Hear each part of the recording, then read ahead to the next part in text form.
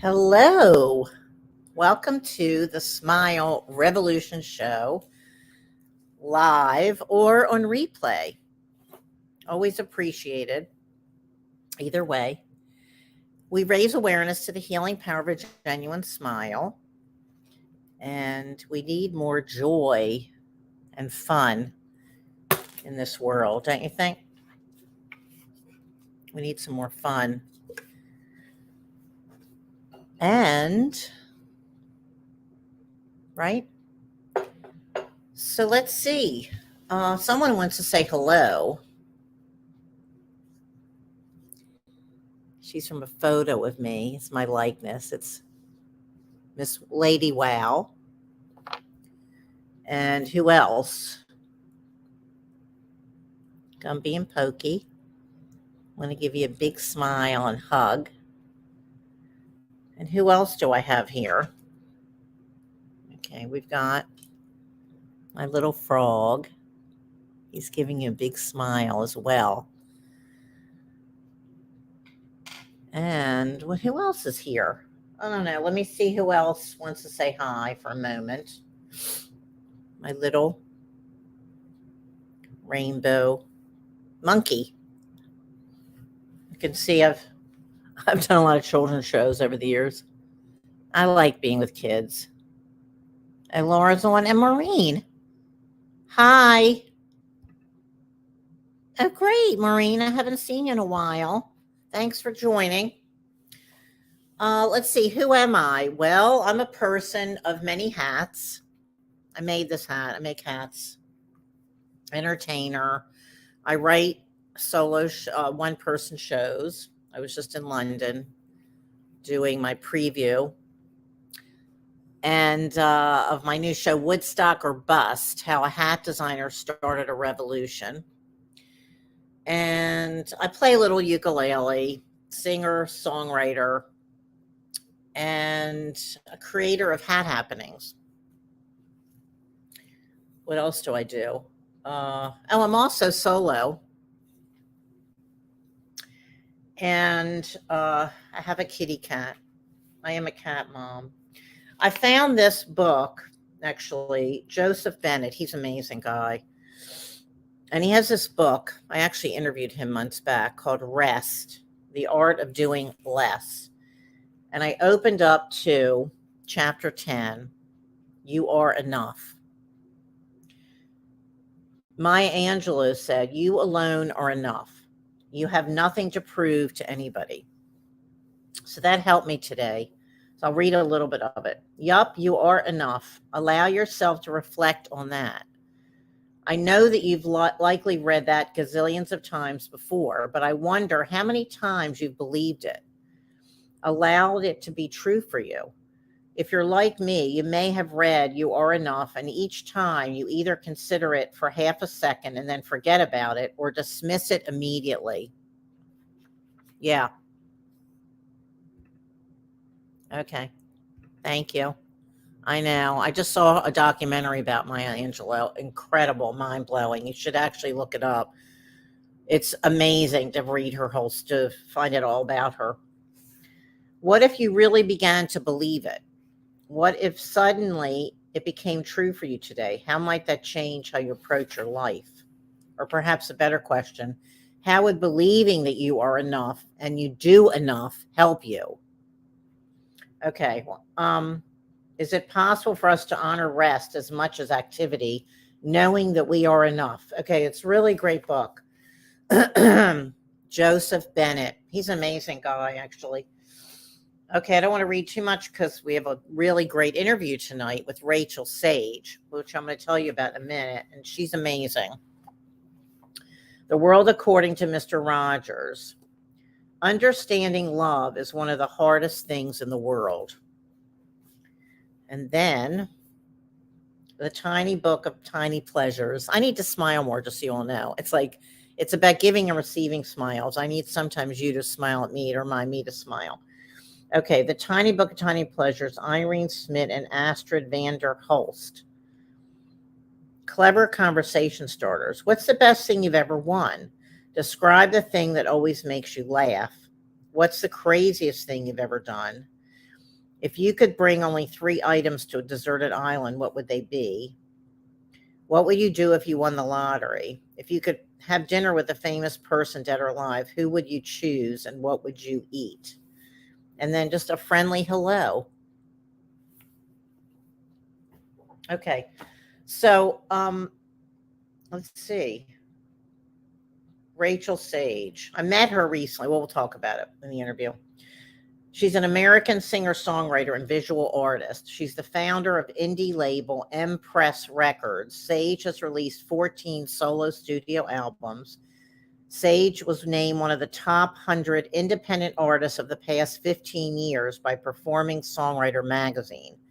The New York Times describes Sage as alternately channeling her inner Fanny Bryce and Jewish Norah Jones. Okay, so I'm going to bring her on now. Rachel. Hello. How are you? I'm great. I'm better now seeing you. What a delight to be on your show. Thank you for having me. Oh, you're welcome. I'm so glad we met. We just met recently, right? Yes, at the Cube in Beacon. At a Beacon art gathering. Mm-hmm. And it felt like the perfect place to meet each other, right? Because at an art event, yeah. Try to be walking art in the world. So exactly right. If I can be so bold as to assume that that's correct. No, that's what people say. I'm a walking piece of art, and so are you, right? Doing my best. Now, I'm just going to ask now, how long have you been into color? My whole life. I remember going shopping for sleepaway camp because I had a really blah, boring uniform in my regular school. So camp was like freedom, First of all, I got to go away, which was great. And always independent. I didn't miss my parents at all. I would write them little letters like, hi, mommy, hi, daddy. They're making me write you a letter. I love you, but I don't miss you. See you in 8 weeks. It was just something in me. I wanted to be free. Well, that's interesting. I went to camp too, but I missed my parents. So that's you're a better daughter than I was. They actually, I love them, but I didn't miss them. There was just so much to do. But I remember shopping for camp and looking for like T-shirts and shorts and things. And I remember just every single thing I wanted rainbow and color and little hearts and stars. So, oh, that's really cool. Oh, that's neat. Well, my camp in Maine we had to wear uniforms. Oh, no. So I was into the uniform. We had to wear like gray and green. Like our fancy one was like green, dark green, ugly green, or then gray shorts and a white shirt. That's what it was, a reverse for me. My sister had to go to a camp like that in Maine. Maybe it was the same one. She went to Tapawingo. Where did you go? Woodlands. It's not there anymore, but my brothers went to One Long Lake. What a strange thing, right? That we were sort of ejected for the summer. Yeah. But, yeah, that's out right. Yeah, and then I was team tours in Europe and Israel. So I was, yeah. Fun. Yeah, but I was that's how I felt kind of too. It was like, let me have a break from her. I gotcha. Right. So anyway, so you've been into color. What? Yes, always with the color. Oh, that's interesting. I'm trying to think about myself. Well, I know that for me, I got into wearing odd color in the 90s in New York City. Did you ever encounter the great Patricia Field at her store? I know about her. I don't think I've met her, though. I just bought her book, and as many of your viewers may know, she is a wonderful costume designer, right? Curator of all kinds of wearable art. And I lived across the street from her first store. And then when I eventually moved, like 12 years later, her store had just moved, and I lived across the street from her other store. So she sort of followed me, or I followed her. I don't know. Well, that's interesting. A lot of people say that my style reminds them of her overall style. So it is interesting. Oh, that's really cool. Oh, that's neat. So, okay, so you've always been into color. I don't know. I may have got into color when I was younger, but I just remember when I moved from LA to New York in the 90s, everybody was wearing black. Yes. It was a sea of black. And I just I just had to get a turquoise wig. And I was I just was making hats. And I was everything was I needed more color. Yeah, I had a turquoise. It's a sea of black. And then I was walking down the street in a rainbow colors. I'm amazed we haven't met before, that we didn't spot each other in the village somewhere, I know. I did, yeah. So I did live in the city in Brooklyn and everything. I know. Well, we're all supposed to meet when we're supposed to meet. So we weren't supposed to meet till recently. I had the mermaid blue hair as well until a few years Really? ago, and I loved it. It was so much fun. And Well, little girls would gravitate toward me. Like I'd be getting on a plane, and they'd be like tugging at their mom, like, look her hair. I Like, guess I go through that too. I know the kids love it. Yeah. I know Right. you have a great charisma with the kids too. I've seen that chronicled on YouTube.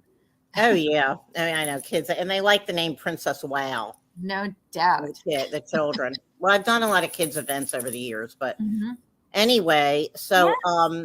I've been doing a lot of research on you, and let me just actually, I'm going to post a little bit here about you.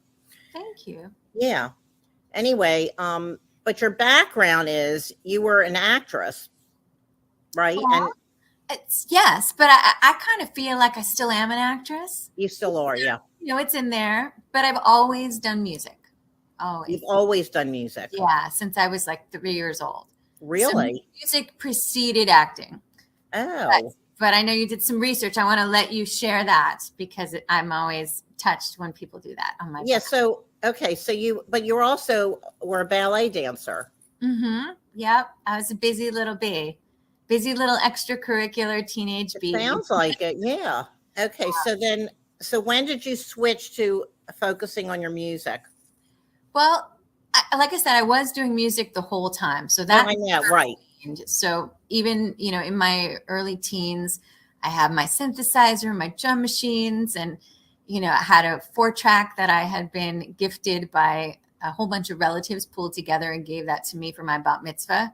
Right. Instead of all the usual things. Right. And in the beginning, I was like, what did they give me? Like, this is weird. All my friends got this and that or whatever. I don't understand this. And I wasn't very technical. But one of my uncles who had worked at a TV station in Atlanta, he knew that I wrote songs and that I was quite serious about it by then. I already had goals of getting my songs on the radio, of being on Solid Gold, and talent shows and everything. So he took it upon himself to just decide that, I was at a juncture where I needed to start recording. I needed to learn how to produce my own demos. So again, in the beginning, it was like having this box in my living room. I didn't know what to do with it. My parents weren't musical or technical. And they're like, honey, you'll figure it out.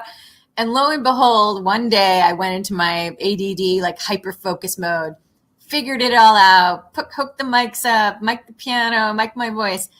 And within a week, I was multi-tracking, 20 of myself bouncing tracks. And I was like a little baby Kate Bush wannabe.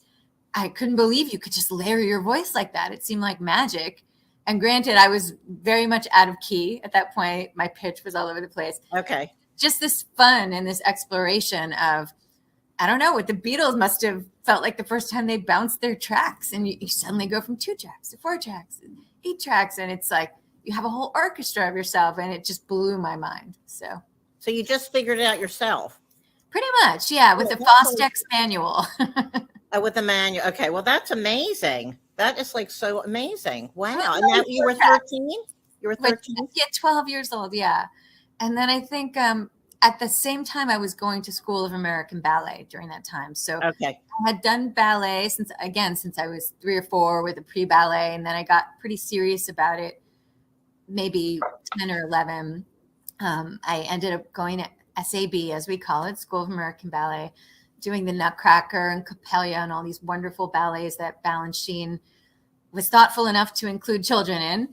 And it was an amazing, magical, very focused and conservatory-esque period in my life that gave me a lot of discipline, a lot of lyrics, because, it's not all perfection all the time. There's a lot of meanness with the girls and the competitiveness, and some of the teachers are so intense you would come home crying, before you have reality TV to cast a light on these things.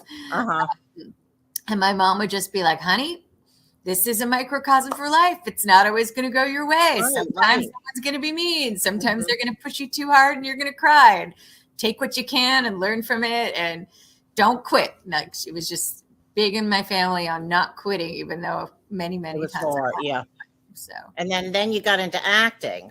Yes, which was kind of around when I realized that I might not be a ballerina for the rest of my life. Okay. Academics were a very strong emphasis in my family. And at that point, it was less common for people to do homeschooling or correspondence, things like that. So they weren't going to be down with me just going to ballet. Right. Yeah.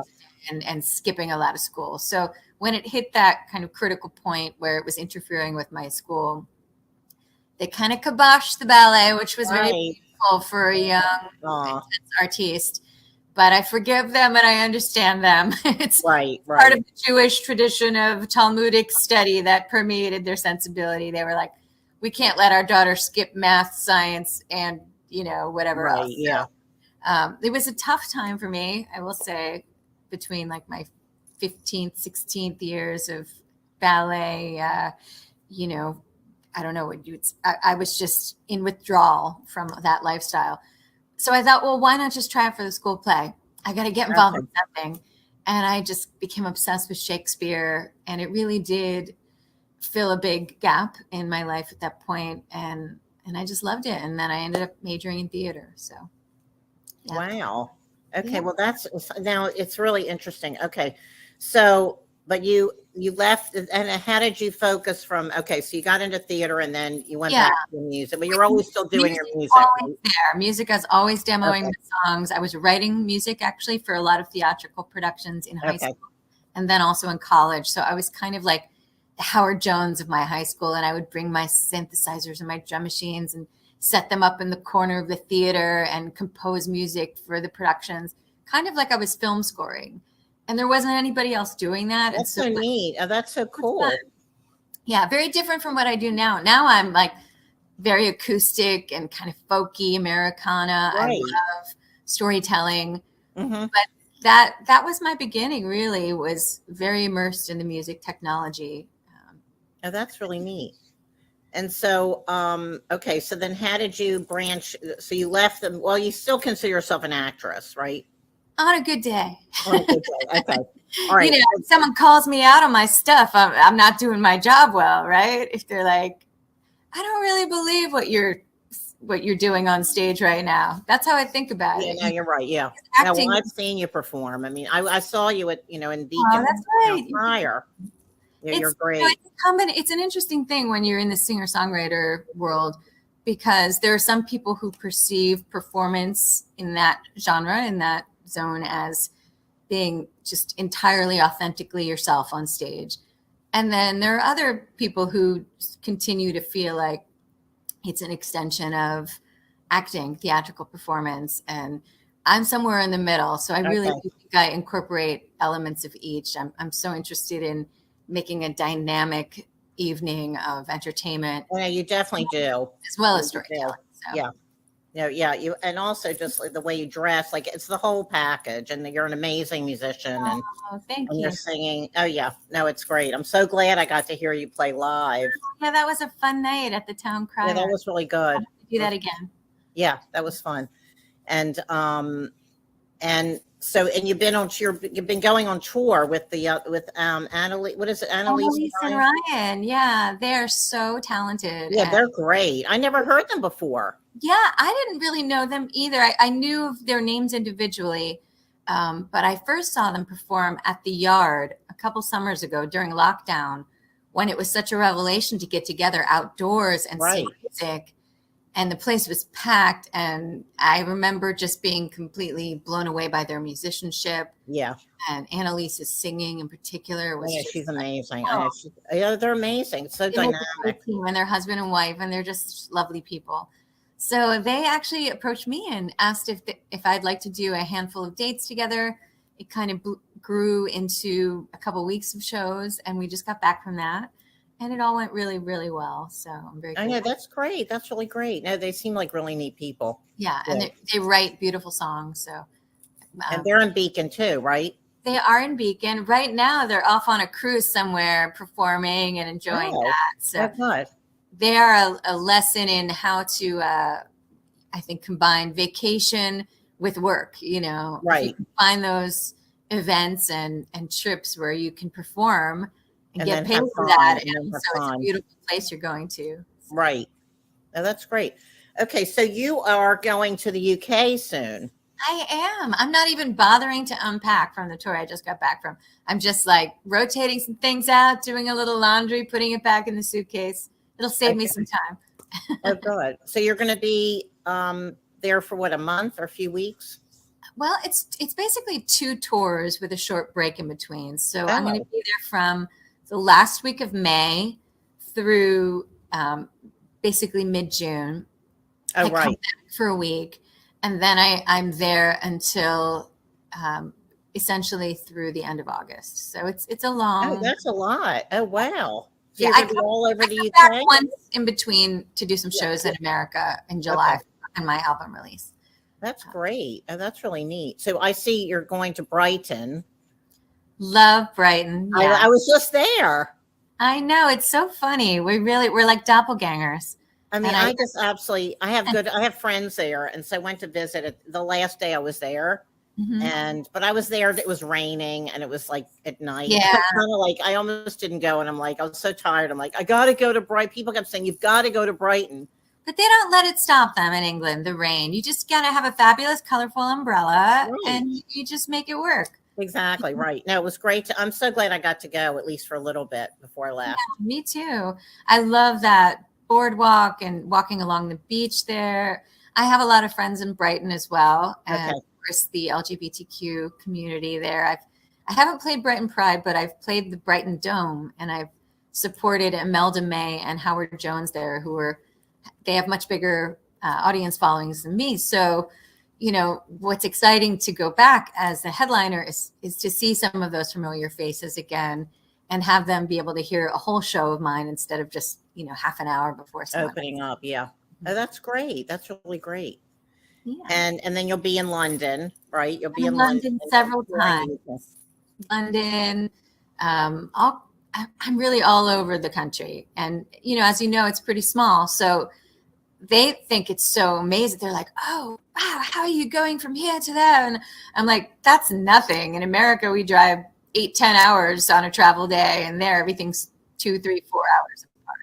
Oh, it is. Okay. Well, I haven't been all over England. I've only been to London and Brighton. So I didn't know. So everything's really close. It's not that Pretty far. close. Yeah, it's a small country. And that's great. People, you know, my tour manager, Meredith, is just at this point, she's such an expert at driving on that side of the road. Oh my God. Okay. But it's always, for the first few days, it freaks me out. And I do have to really like look both ways because. Me too. Oh, no, I'm the same way when I'm there. I'm like, it's so different than over here. I know. I love it though. I love it because it's one more thing that makes it feel just a little bit of an inverse of everything you're used to. And this is one of the great things about traveling, like Anthony Bourdain always preached as well, you know, just getting out of your usual element, seeing different kinds of people, having different types of conversations. And, you know, I love England, but I also love traveling in Ireland and Germany, Italy. So hopefully we'll get to some of those places too before the end of the year. We're working on it. Oh, that's great. Yeah. Now I know being over there was just, I was so inspired and meeting people. And I felt like in London, everybody's very inclusive and helpful. And I think it also helps if you're from New York. Definitely. You know, it's like, oh, I'm a New Yorker. I know nothing. And they're like, oh, come here, let me help you. And it's like, yeah, it's true. You know, I think that, yeah. And it was really, I met so many neat people. So anyway, so you have a new album? My new album isn't out yet, but I have. Oh, okay, it's coming out July. Sorry. It's coming out in July. It's called The Other Side. Okay. And I have put out one single. The first debut single came out a couple weeks ago. It's called Whistleblow, and it was accompanied by a video, a somewhat ambitious one-shot video with no editing. Oh, it's fascinating. I'd never done that before. I'm an editing queen. I like to chop up everything, kitchen sink, put all different cuts in it, different angles and dynamics. But I worked with this wonderful director named Jenny He. Okay. And she had a vision, and she really understood the premise of the song, which is essentially about, you know, holding public figures and leaders and perhaps, you know, people in greater positions of power than us in the workplace. Holding those people accountable for their behavior and for crossing inappropriate boundaries, et cetera. Right. Some of it was based on, you know, some events that were very widely publicized in the media, and some of it was more personal. So I wanted to convey all of that somehow. And she thought it would be easiest to do that through movement and dance. So basically, I think it's fascinating. The video is it's very powerful. Thank you. Yeah, we found a wonderful dancer movement coach, this fellow Kyle, and he put me at ease right away. Initially, I was a little worried because I haven't done much dance or movement in a long time. You know, we've all been sitting at our computers and our couches for 3 years during this crazy time. Mm-hmm. But he made it easy, and he gave me such sort of short portions to learn. By the end of a 1-2 hour rehearsal, we had it, and then we did 5 or 6 takes of it, and then I had to pick one. I couldn't connect. Oh, wow. So, worked out really good. Thank you. Your videos are all so beautiful. Oh, thank you so much. I mean, they really are. Yeah. I wish that I had gone to school for film. I would love to know more about how to actually shoot film and edit, and that might be like my next thing in a few years.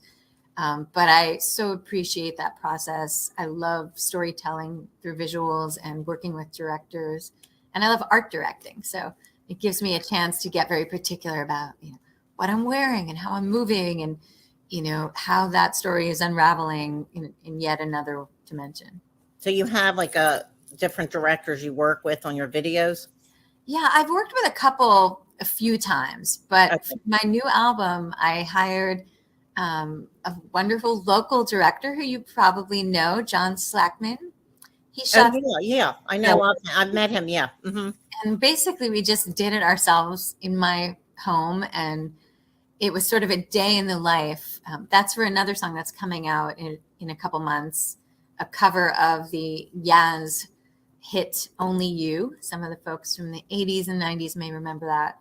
And we basically shot it in my loft, showing me painting and dancing around and recording it in my closet. And, it's very process kind of behind the scenes, but it's fun. It's a complete opposite vibe of Whistleblow. It's just a fun sort of ebullient love letter to this song. Oh, that's great. I just want to mention your background there. Mm-hmm. Because it's so amazing and so happy, and I just love it. So you painted this, right? I did. It's just a small detail of a big thing that's behind me, but you're also a painter. I am, and that for me has always been much more of just a release and more meditative and kind of therapeutic. So I never have an agenda when I paint. I just do it. It doesn't require words. It doesn't require too much forethought for me. It's very process, with the exception of sometimes I do create specific art pieces for inclusion in my album packages. Right. Excuse me. And then I usually have a palette of 2 or 3 colors I'm working with, and that's a lot of fun too. Oh, that's great. That's really neat. Well, you're also a poet. And that's kind of the same thing, right? I know, right. Okay, so you have an album though. It's called Poetica. Yes, I do. It's a different side of me, and also a very collaborative project. So I chose not to put it out under my name. It came out last year under the debut band name Poetica. Oh. And, I recorded all of it on GarageBand by myself, but then I opened it up to this amazing kind of, international collaboration where musicians from all over the world were able to send me files after they heard what I had put down on the recording. Oh. And I edited all of that together, kind of sonic decoupage, if you will. Mm-hmm. And it was just such a fun, but also kind of mentally life-saving project to work on right in the middle of when the world was in its most chaotic COVID state. Right, So, yeah.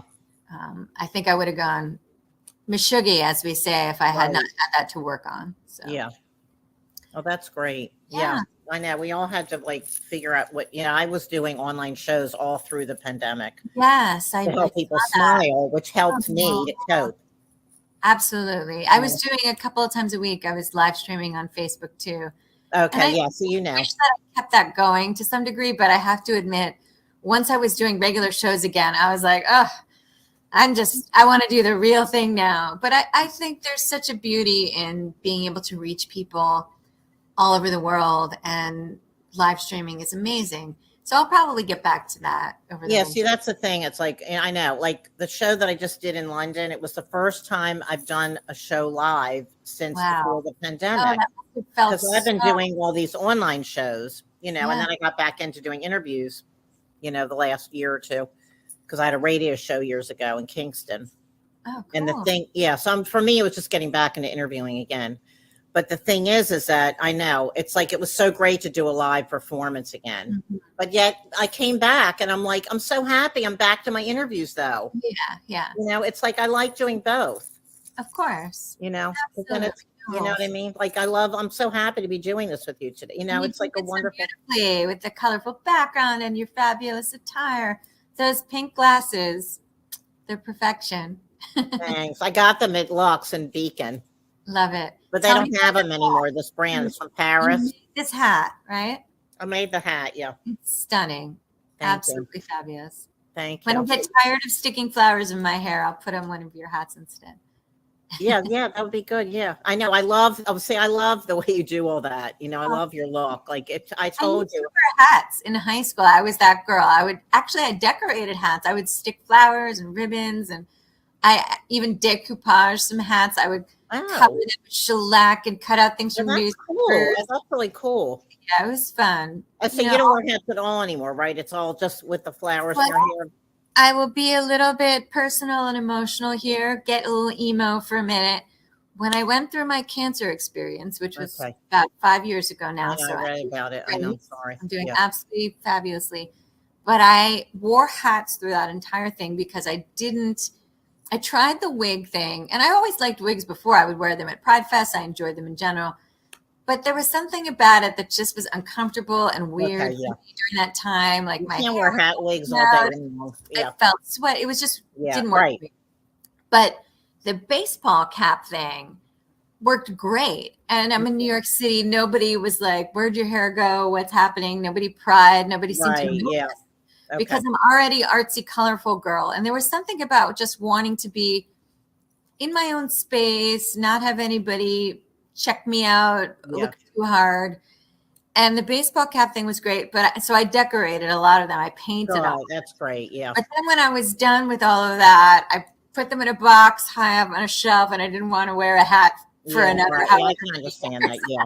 I was done with the hat, and my hair grew in, and I thought, well, this is my crown. This is No, I love how you do this. I mean, it reminds me of I told you Frida Kahlo, like your whole like with the flowers and I love it. It looks really neat. So you always do have like some kind of flowers in your hair? These days, I used to, as I mentioned, I used to have all different color hair, and I would dye it. And now I don't. That's right. Yeah, I've seen you in other videos with the different color hair. I love that. I think I went through every single punky color. Right. Purple, green, yellow. I did it all, and I loved it. But I'm just kind of more au naturel these days, and I do it more topically because then I can change it. No, I like it. No, it looks really good. Well, see, I'm going gray. See, when I go gray, that's when I'll dye it again. That'll be easier.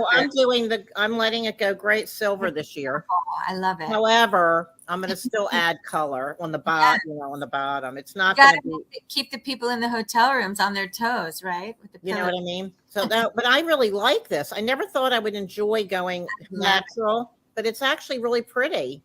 I love it. I don't think I have that in my genes. My mother's in her 80s, and she still has the same color hair as me. So really, yeah. Wow. Oh, that's interesting. Yeah, but I love it too. And when I was touring with Judy Collins, I so admired her silver hair, and I thought if my hair turns that color, I'm just gonna put like pink and blue and all. Well, that's what I'm going to be doing. Like I'm going to be adding more blues and pinks or whatever and on the bottom, but not on the top. I kind of like it. So anyway, so it's an interesting. People hear us talk about all this stuff, and the uninitiated might think, oh, why are they chatting so much about their accoutrement? But as I know it is the case for you, it is a reflection of our souls, of our colorful, vibrant spirits. And I think we just wear that on our literal sleeves more than other people. And it's just a slightly different species that we are. Right. Yeah. Yeah. No, it's great. I like your jacket. I always love to see what you're wearing too. I think that's why we met. You liked my coat. I mean, you liked my, Yeah. right? You know, you and I met immediately. It's like, oh, we have the Mhm. same kind of sensibility. Absolutely. You kind of I like would love attract. to see your show too that you do, like you performed in England. So maybe What? you'll do that. Your performance that you did in England, your Mhm. show. Will you be bringing that to Beacon at some point? Yeah, I think I've performed at the Howland Center, a Mhm. few times. So I'm thinking about there because they know me and everything there. Yeah. I've never performed there, but it's such an amazing space. I would It's love to so come. amazing. It's a neat place. So I don't. That's what I'm thinking. I'm deciding, and then I want to do it in the city too. Great. So I'm figuring it out because this is a new show that I'm doing, Hmm. and my other show before the pandemic I was touring with, and so now I'm just like getting, figuring out where I'm going to land here. And let's see what else I have. Let's see. Wait a minute. So I'm really actually. Oh, your press quotes. I didn't print them out. Oh, When I do, this is a pre-recorded show. When I do my show, yeah.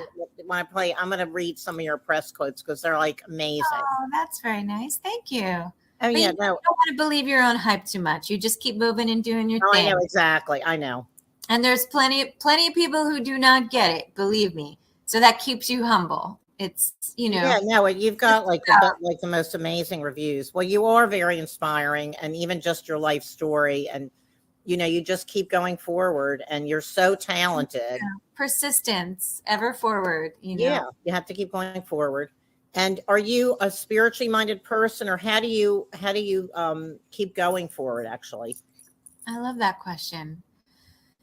I think there's something inherent in me that just needs and wants to be expressive. I think everybody has that, but I Yeah. think a lot of people just suppress it and push it down, or it's been squashed by, in some fashion, maybe the educational system or, authority figures in your life. But I have a feeling you probably believe that too, that everybody has that seed of expressiveness. And so when I do my shows, that's kind of my ultimate goal, is to remind people that they have that and give them permission to do that in their lives in whatever manifestation, whether it's cooking their next meal or wearing their next outfit or writing a poem for someone they love, whatever it is. It's not that I necessarily consciously have that goal every time I take the stage, but in terms of my larger goal as an artist, I would love to be able to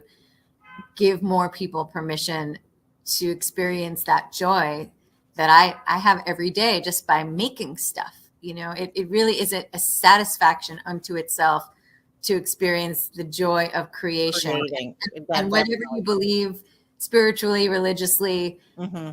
I do believe there is a holiness to that, especially when you're trying to create something positive and putting that out into the world. Right, I agree. Yeah. People. So Yeah, no, I definitely agree.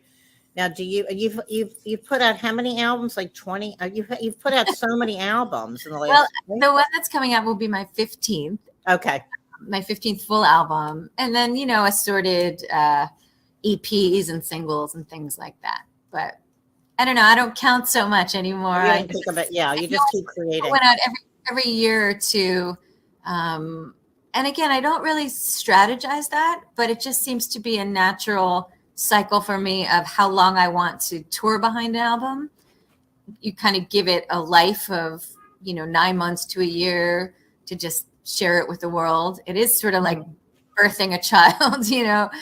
you want it to you want to be able to reach as many people as you can with it, travel with it. So it's less that I get sick of playing certain songs or whatever then I have a batch of new songs, and then I go into the studio and record that. And it usually takes 1.5 to 2 years to kind of go through each cycle. So how long does it usually take to record an album? Well, I used to do it in a few months when I was concertedly focusing on that album and working with a co-producer or showing up at a studio a few days a week. Nowadays, I don't really have that latitude to focus in that way for so long. So it could take up to a year, because what's happening is I'm still touring. You're touring. Still working with other artists on my record label, and maybe getting 1 to 5 days a month to work on that. And so it just takes longer, but that's fine as well. I'm always very good at sort of shifting gears, compartmentalizing. And for instance, yesterday I had a great session with my engineer here in New York, and we're working on an acoustic reimagining of this record, The Other Side. And it's going to be called Another Side. Completely different arrangements, same songs. And it'll also give me the opportunity to invite different special guests and just strip everything down a little bit more intimately. So I don't even know when that'll be done, but every time I come home, when I have a spare day or two, we chip away at it, and maybe it'll come out, over the holidays or, whenever it's finished. Uh-huh. And each day, like, what are your days like? I mean, like, I guess some days you're recording, so everything is everything's different. Yeah. Different every day, right? That's why I love touring, though, because everyone's like, I don't know how you do that. A different hotel room every day, a different venue every night. I was going to ask you, do you enjoy touring? You do enjoy it. For me, touring is actually far more structured in terms of my days and what they look like in a broader sense than when I'm off the road. Okay. Because at least you're going to be in a hotel. If there's travel, it'll be 1 to 3, 4 hours of travel. Maybe you have a little window at the hotel to decompress and grab a snack. Then you load in and you do your sound check. Then you have your gig. Then you hang out with people at the merch table. Then you go back to your hotel and you relax. And this happens every day. And that is a rhythm, and it's a beautiful rhythm. And it's a very diverse type of day because there's some rest, there's some sightseeing, whether you plan it or not. You're in the car or you get out for little breaks when you're driving and you see different things in the landscape. And then you're at the venue and you're connecting with the sound engineer or the owner of the venue. There's a rhythm. When you're off the road, it's just like, a free for all of what you might have to catch up on work-wise, what seeds you need to plant for the next set of dates. Right. Motion, real life stuff, doctor's appointments, bills, there's no real pattern organization to it. So you have to impose that on yourself and just write your lists, or you'll forget to do things, or right. You're going to spend 3 hours today cleaning my inbox, or 2 hours today working on my graphics for the next show. Right. I get very yeah, but you don't have to book your own shows. You have booking agents in different places. It's a combination. Oh, it's a combination? Yeah, I have a booking agent in England who's fantastic. Okay. But it's a dance, they also have a lot of clients. So sometimes I'm bringing 3, 4, 5, 6 venue ideas, and maybe 1 or 2 of them actually come to fruition. Or I'm bringing the idea of opening for this, this whole tour for another artist. Or they bring me ideas and some work. It's a combination. Yeah. And it's a relationship you need to nurture and, get on the horn and I say wave. In the US, we actually, I work with my record label team booking. Some things I do completely on my own.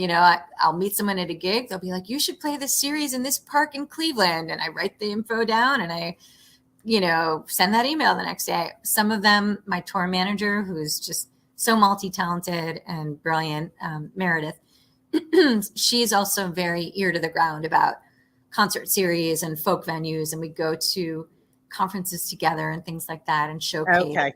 She has contacts that, she'll run it by me and be like, hey, what do you think about playing this venue in Boston during this time? So it really is. It's a combination, right? Oh, that's interesting. Yeah. Yeah. So, is there anything else you want to say to wrap this up? Well, just, how delighted I am to be a new member of this Hudson Valley community and to be meeting so many great artists like yourself. Although you are a true original. Thank you. But, I think it's just an exciting thing to be able to tap into a different creative energy, a different geographical place after so many years that I've spent in New York City, which I love. I'll always be an East Village gal at heart. But, as we enjoy when we go to England, being in the Hudson Valley has just offered me so many opportunities, new friendships, and new opportunities to, discover other artists as well. So I'm really. Well, that's neat. So wait, when did you move up here? At the start of the pandemic, basically. Well, that September, I think. I rented from a little tiny house. I wanted to get out of the city. And then I loved it so much, I ended up, really putting some roots down. And, Wow. Okay. Yeah. Oh, wow. So It's been 3 September, years. huh? And It's in it's 3 been years? 3 years, roughly. Yeah. Oh. Maybe 3.5. Yeah. Oh, that's interesting. Okay. I didn't know. Exactly. Okay, Mhm. great. Hudson Valley's amazing. I have been here a long time, but I love it. But I mean, I miss the city too, but you have both, best of both I worlds. go back and forth mostly to work with my record label, MPress, down. That's what I'm saying. So you're back and forth. Yeah. Yeah. So anyway, well, it's been a delight to connect with you, meet you, and have you on my show today. Oh, likewise. Stay And- colorful. I know you will. We Yeah, wake up and this way, don't we? Huh? We wake up this way, pretty much. Oh, you're right, yeah. No, it's like, yeah, it's just, yeah, I've been like this for, I don't know. It's just me, and it's just, we're just being ourselves. Exactly. All And, right. Well, anyway, thank you so much. have a wonderful rest of the day. Thank you Thank for you. listening, and thank you for having me. No, it's been great, and have a great UK tour. I will. Woohoo. Okay, and hope to see you soon. Thank you. Okay, thank you. Okay, bye.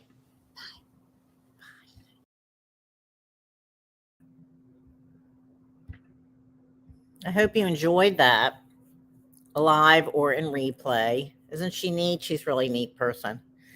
I'm not going to play one of her videos, even though we were talking about it, just because of copyright issues. And she works with Universal and Sony. I don't know. She works with a lot of she has her own record label, obviously, as you heard, but she also works with a lot of big labels. And so I don't know.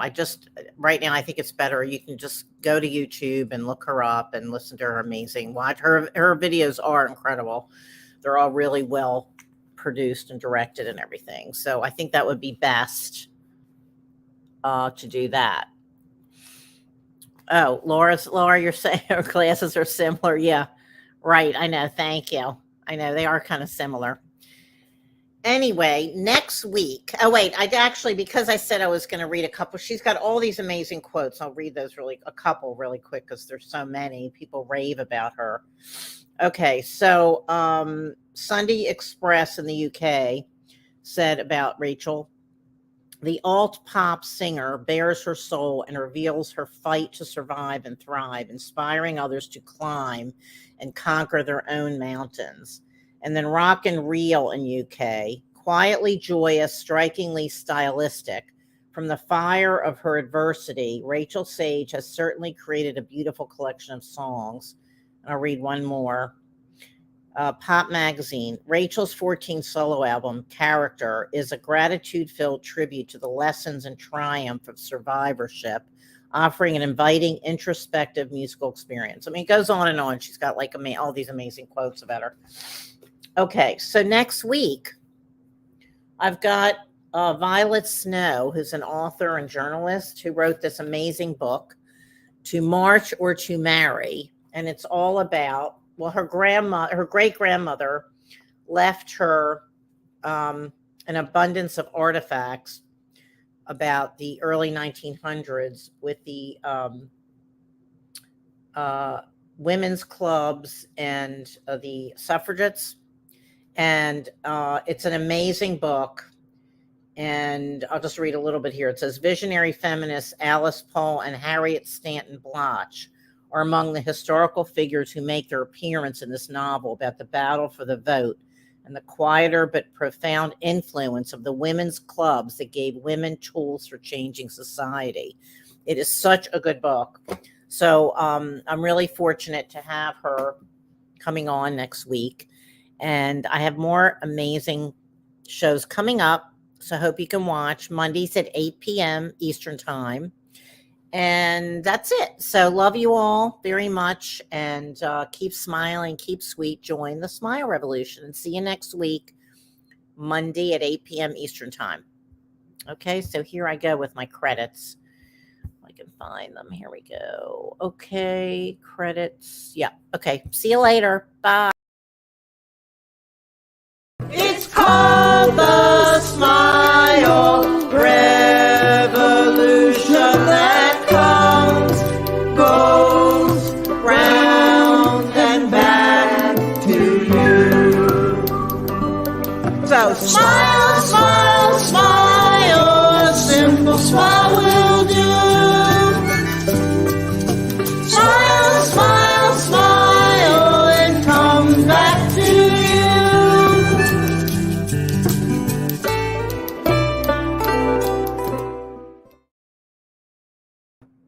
Bye.